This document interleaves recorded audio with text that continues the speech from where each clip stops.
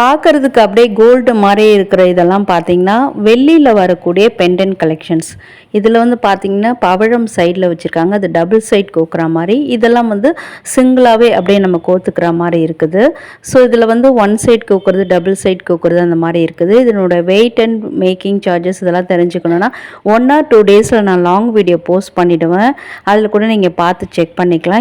இந்த மாதிரி வேல் டிசைன்லேயே எனாமல் வச்சது, நிறைய சாமி உருவங்களில் வந்து 3D எஃபெக்டில் உங்களுக்கு எனாமல் டிசைன் போட்டு நியூ லுக்லேயே கொண்டு வந்திருக்காங்க. எல்லாமே வெயிட் வந்து ரொம்ப ரொம்ப கம்மியாக தான் இருந்தது.